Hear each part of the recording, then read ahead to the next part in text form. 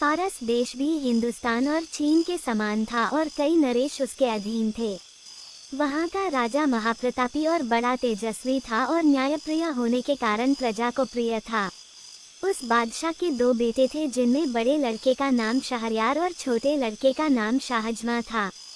दोनों राजकुमार गुणवान, वीर, धीर और शीलवान थे। जब बादशाह का देहांत हुआ तो शहजादा शहरयार गद्दी पर बैठा और उसने अपने छोटे भाई को, जो उसे बहुत मानता था, तातार देश का राज्य, सेना और खजाना दिया। शाहजमा अपने बड़े भाई की आज्ञा में तत्पर हुआ और देश के प्रबंध के लिए समरकंद को, जो संसार के सभी शहरों से उत्तम और बड़ा था, अपनी राजधानी बनाकर आराम से रहने लगा। जब उन दोनों को अलग हुए 10 वर्ष हो गए तो बड़े ने चाहा कि किसी को भेजकर उसे अपने पास बुलाए। उसने अपने मंत्री को उसे बुलाने की आज्ञा दी और मंत्री यह आज्ञा पाकर बड़ी धूमधाम से विदा हुआ। जब वह समरकंद शहर के समीप पहुंचा तो शाहजमा ये समाचार सुनकर उसकी अगवानी को सेना लेकर अपनी राजधानी से रवाना हुआ और शहर के बाहर पहुंचकर मंत्री से मिला। वो उसे देखकर प्रसन्न हुआ। शाहजमा अपने भाई शहरयार का कुशल-क्षेम पूछने लगा। मंत्री ने शाहजमा को दंडवत कर उसके भाई का हाल कहा। वो मंत्री बादशाह शहरयार का परम आज्ञा पालक था और उससे प्रेम करता था। शाहजमा ने उससे कहा कि भाई, मेरे अग्रज ने तुम्हें मुझे लेने को भेजा, इस बात से मुझको अत्यंत हर्ष हुआ। उनकी आज्ञा मेरे शिरोधार्य है। अगर भगवान ने चाहा तो 10 दिन में यात्रा की तैयारी करके और शासन में अपना प्रतिनिधि नियुक्त कर तुम्हारे साथ चलूंगा।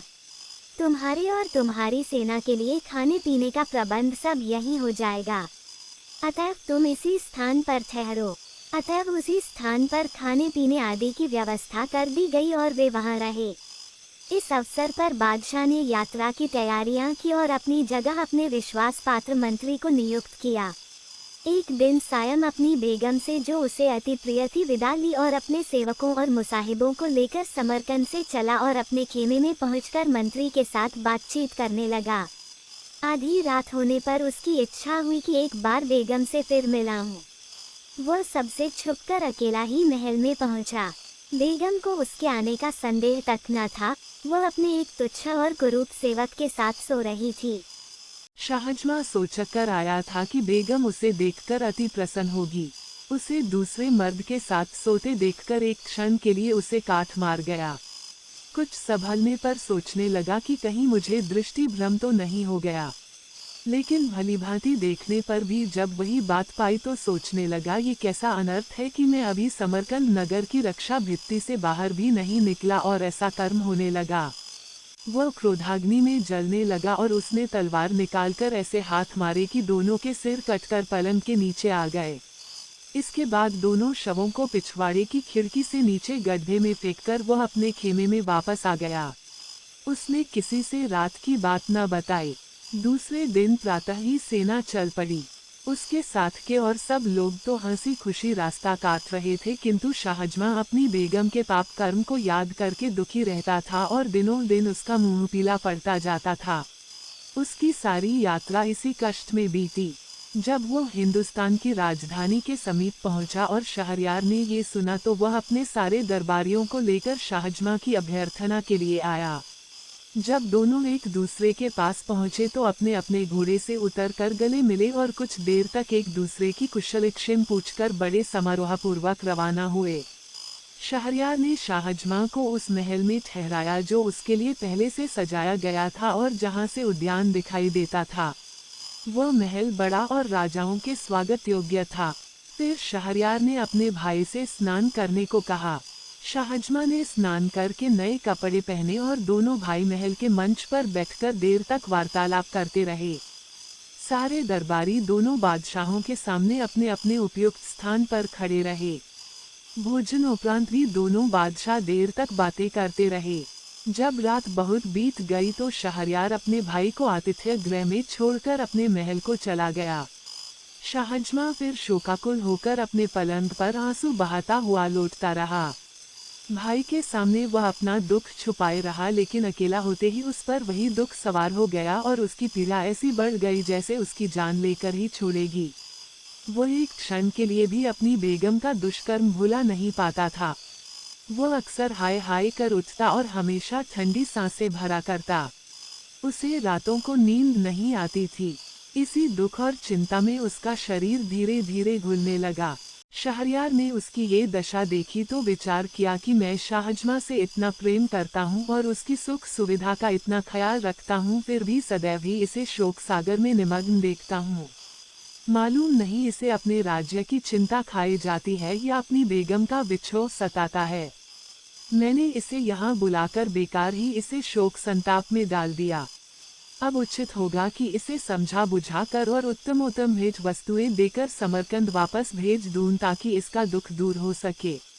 ये सोचकर उसने हिंदुस्तान देश की बहुमूल्य वस्तुएं थालों में लगाकर शाहजमा के पास भेजी और उसका जी बहलाने के लिए तरह तरह के खेल तमाशे करवाए, लेकिन शाहजमा की उदासी कम नहीं हुई बल्कि बढ़ती ही गई। फिर शहरयार ने अपने दरबारियों से कहा कि सुना है यहाँ से 2 दिनों की राह के बाद एक घना जंगल है और वहाँ अच्छा शिकार मिलता है, इसलिए मैं वहाँ शिकार खेलने जाना चाहता हूँ। तुम लोग भी तैयार होकर मेरे साथ चलो और शाहजमा से भी चलने को कहो, क्योंकि शिकार में उसका जी लगेगा और उसका चित्त प्रसन्न होगा। शाहजमा ने निवेदन किया कि मेरी तबीयत ठीक नहीं है, इस कारण मुझे शिकार पर जाने से माफ करें।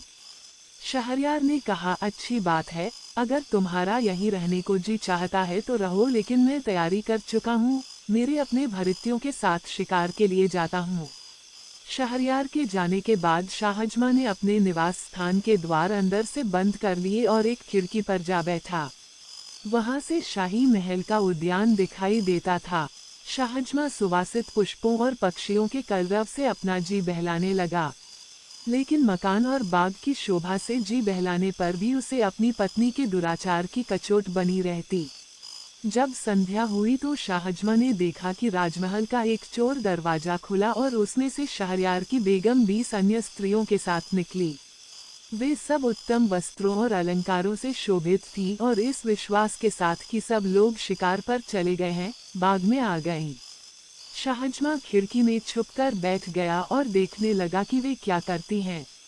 दासियों ने उन लबादों को उतार डाला जो पहनकर वे महल से निकली थीं। अब उनकी सूरत स्पष्ट दिखाई देने लगी।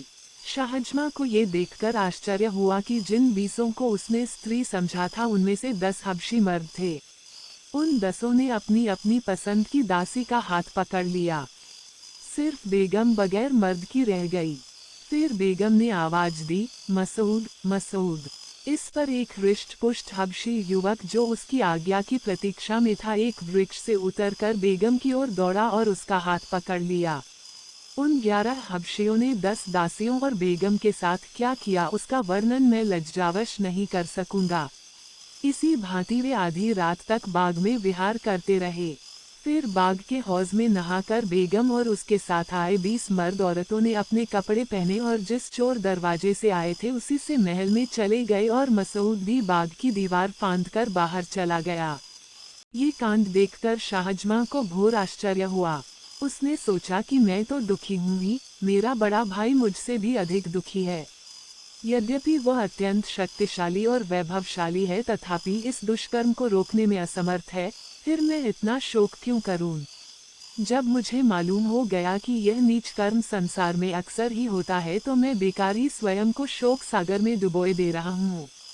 ये सोचकर उसने सारी चिंता छोड़ दी और साधारण रूप से रहने लगा। पहले उसकी भूख मिट गई थी, अब वह जाग गई और वह नाना प्रकार के स्वादिष्ट व्यंजन मंगाकर खाने लगा और संगीत नृत्य आदि का आनंद लेने लगा। जब शहरयार शिकार से लौटा तो शाहजमा ने बड़ी प्रसन्नतापूर्वक उसका स्वागत किया। शहरयार ने उसे शिकार किए हुए बहुत से जानवर दिखाए और कहा कि बड़े खेद की बात है कि तुम शिकार पर नहीं गए, वहाँ बड़े आनंद की जगह है।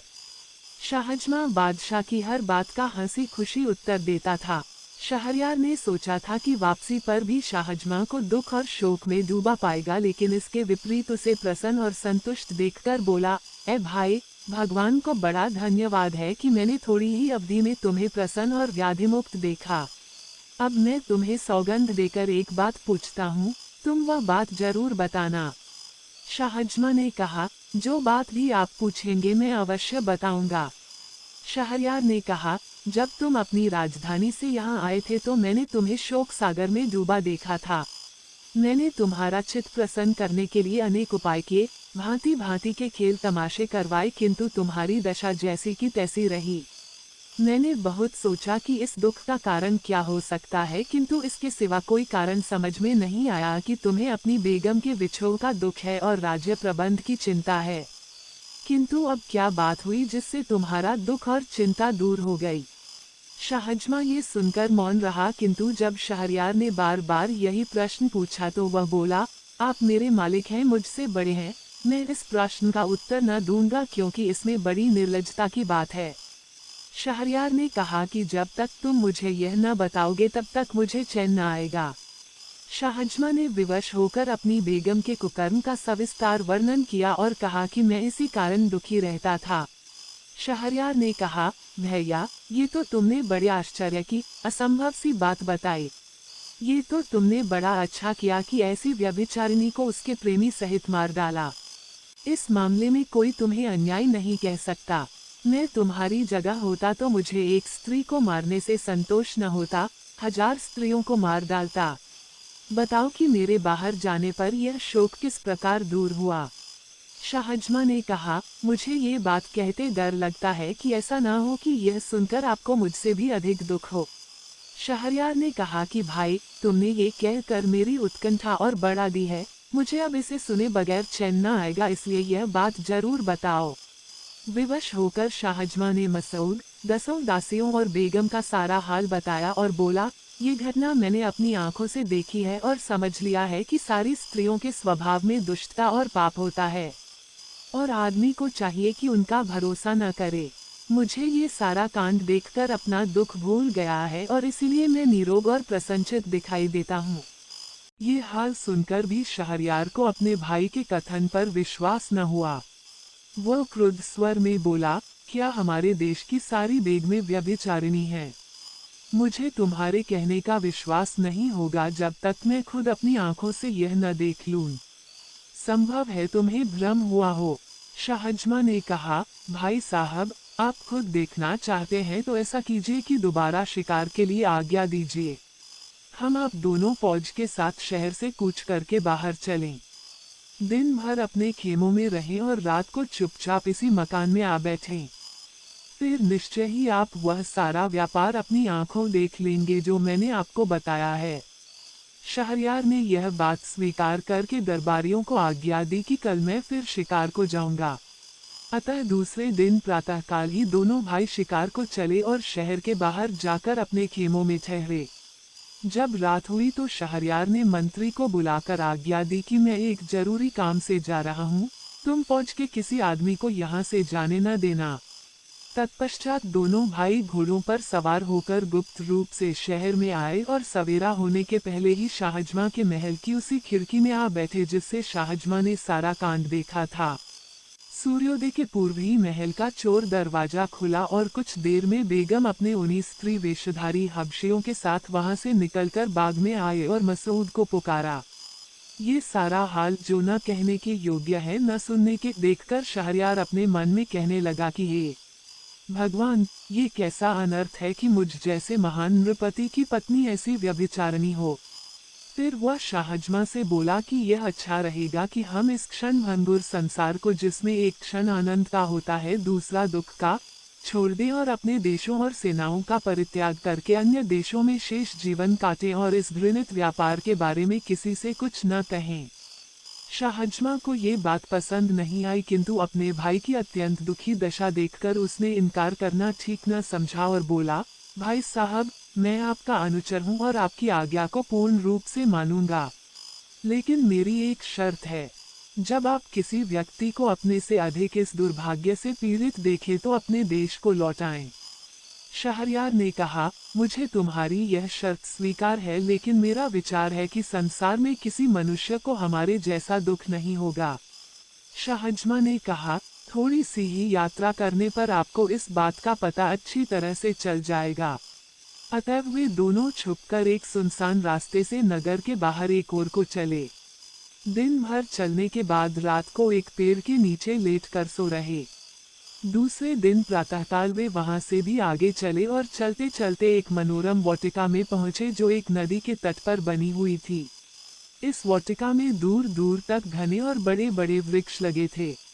वहां एक वृक्ष के नीचे बैठकर वे सुस्ताने लगे और बातचीत करने लगे। थोड़ी ही देर हुई थी कि एक भयानक शब्द सुनकर दोनों अत्यंत भयभीत हुए और कांपने लगे। कुछ देर में देखा कि नदी के जल में दरार हुई और उसमें से एक काला खंभा निकलने लगा। वह इतना ऊंचा हो गया कि उसका ऊपरी भाग आकाश के बादलों में लुप्त हो गया। ये कांड देखकर दोनों भाई और भी भयभीत हुए और एक ऊंचे वृक्ष पर चढ़कर उसकी डालियों और पत्तों में छुपकर बैठ गए। उन्होंने देखा कि काला खंभा नदी के तट की ओर बढ़ने लगा और तट पर आकर एक महाभयानक दैत्य के रूप में परिवर्तित हो गया। अब वे दोनों और भी घबराए और एक और ऊंची डाल पर जा बैठे। दैत्य नदी तट पर आया तो उन्होंने देखा कि उसके सिर पर एक शीशे का बड़ा और मजबूत संदूक है जिसमें पीतल के 4 ताले लगे हैं। दैत्य ने नदी तट पर आकर सिर से संदूक उतारा और उसी वृक्ष के नीचे रख दिया जहां दोनों भाई छुपे थे। फिर उसने कमर से लटकती हुई 4 चाबियों से संदूक के चारों ताले एक एक करके खोले। संदूक खोला तो उसमें से एक अति सुंदर स्त्री निकली जो उत्तमोत्तम वस्त्राभूषणों से अलंकृत थी। दैत्य ने स्त्री को प्रेम दृष्टि से देखा और कहा, प्रिय, तू सुंदरता में अनुपम है। बहुत दिन हो गए जब मैं तुझे तेरे विवाह की रात को उड़ा लाया था। इस सारे काल में तू बड़ी निष्कलंक और मेरे प्रति वफादार रही है। मुझे इस समय बड़ी नींद आ रही है, इसलिए तेरे निकट सोना चाहता हूँ। ये कहकर वह महाभयानक आकृति वाला दैत्य उस स्त्री की जंघा पर सिर रख कर सो रहा। उसका शरीर इतना विशाल था कि उसके पांव नदी के जल को छू रहे थे। सोते समय उसकी सांस का स्वर ऐसा हो रहा था जैसे बादल गरज रहे हों। सारा वातावरण उस ध्वनि से कंपायमान हो रहा था।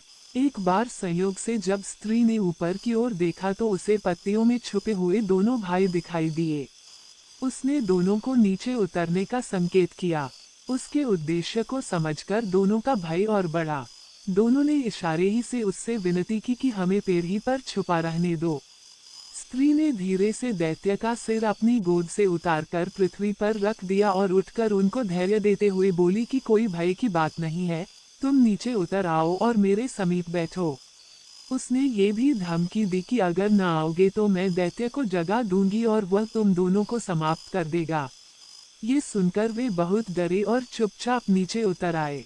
वह स्त्री मुस्कुराती हुई दोनों का हाथ पकड़कर एक वृक्ष के नीचे ले गई और उनसे अपने साथ संभोग करने को कहा।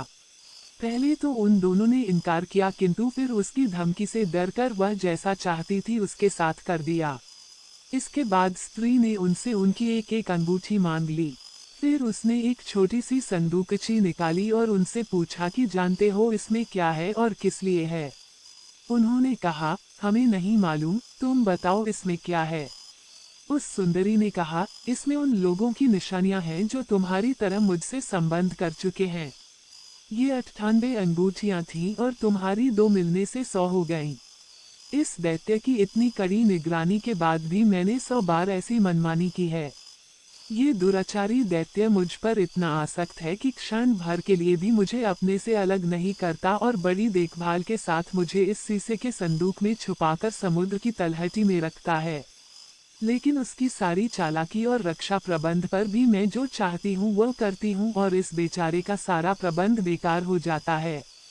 अब मेरे हाल से तुम समझ लो कि स्त्री जब कामासक्त होती है तो कोई भी उसे दुष्कर्म से रोक नहीं सकता।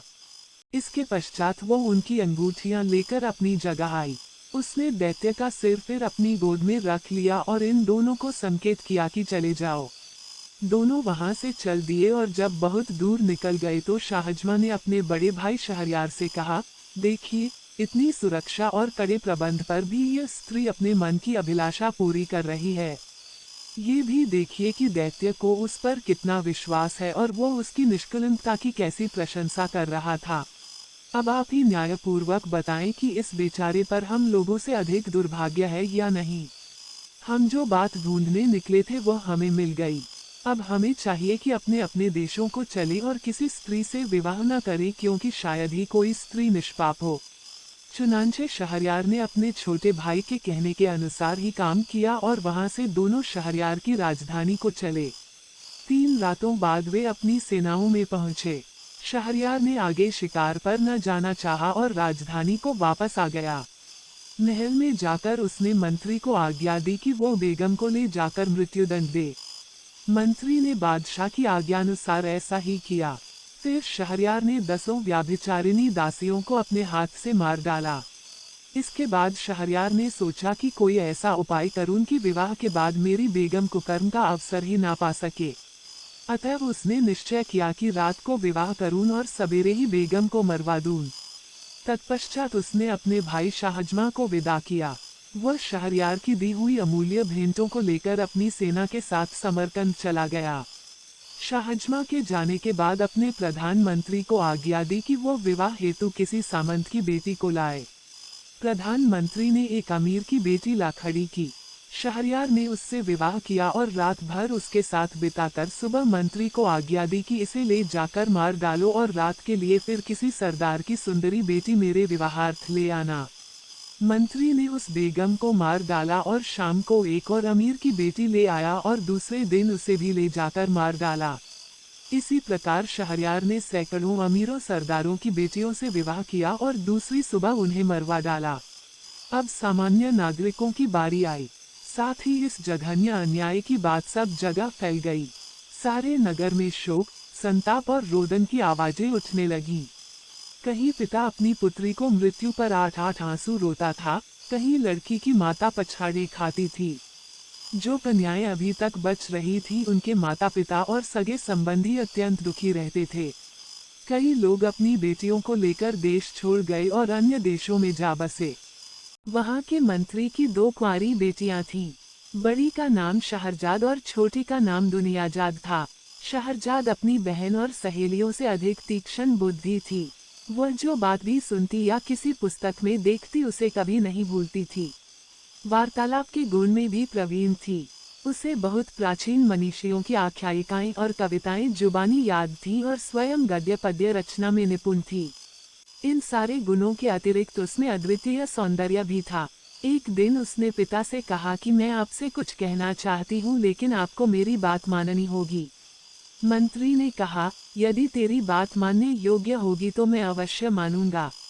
शहरजाद ने कहा कि मेरा निश्चय है कि मैं बादशाह को इस अन्याय से रोकूं जो वह कर रहा है और जो कन्याएं अभी बची हैं उनके माता पिता को चिंता मुक्त कर दूं। मंत्री ने कहा, बेटी, तुम ये हत्याकांड किस प्रकार रोक सकती हो? तुम्हारे पास कौन सा उपाय ऐसा हो सकता है जिससे ये अन्याय बंद हो? शहरजाद बोली, यह आपके हाथ में है। मैं आपको अपनी सौगंध देकर कहती हूँ कि मेरा विवाह बादशाह के साथ कर दीजिए। मंत्री यह सुनकर कांपने लगा और बोला, बेटी, तू पागल हो गई है क्या जो ऐसी वाहियात बातें कर रही है? क्या तुझे बादशाह के प्रण का पता नहीं है? तू सोच समझकर बात किया कर। तू किस तरह बादशाह को इस अन्याय से रोक सकेगी? बेकार ही अपनी जान गंवाएगी। शहरजाद ने कहा, मैं बादशाह के प्रण को भली भांति जानती हूँ, परंतु अपने इस विचार को किसी प्रकार न छोड़ूंगी। यदि मैं अन्य कन्याओं की भांति मारी गई तो इस असार संसार से मुक्ति पा जाऊंगी और अगर मैंने बादशाह को इस अत्याचार से विमुख कर दिया तो अपने नगर निवासियों का बड़ा हित कर सकूंगी। मंत्री ने कहा, मैं किसी प्रकार तेरी यह इच्छा स्वीकार नहीं कर सकता। मैं तुझे जानते बूझते ऐसी विकट परिस्थिति में कैसे डाल सकता हूँ? अजीब सी बात है कि तू मुझसे कहती है कि मेरी मौत का सामान कर दो। कौन सा पिता ऐसा होगा जो अपनी प्यारी संतान के लिए ऐसा करने का सोच भी सकेगा? तुझे चाहे अपने प्राण प्यारे न हो लेकिन मुझसे यह नहीं हो सकता कि तेरे खून से हाथ रंगूं। शहरजाद फिर भी अपनी जिद पर अड़ी रही और विवाह की प्रार्थी रही। मंत्री ने कहा, तू बेकार ही मुझे गुस्सा दिला रही है। आखिर क्यों तू मरना चाहती है? क्यों अपने प्राणों से इतनी रुष्ट है? सुन ले, जो भी व्यक्ति किसी काम को बगैर सोच विचार के करता है उसे बाद में पछताना पड़ता है। मुझे भय है कि तेरी दशा उस गधे की तरह न हो जाए जो सुख से रहता था किंतु मूर्खता के कारण दुख में पड़ा। शहरजाद ने कहा, ये कहानी मुझे बताइए। मंत्री ने कहानी सुनाई।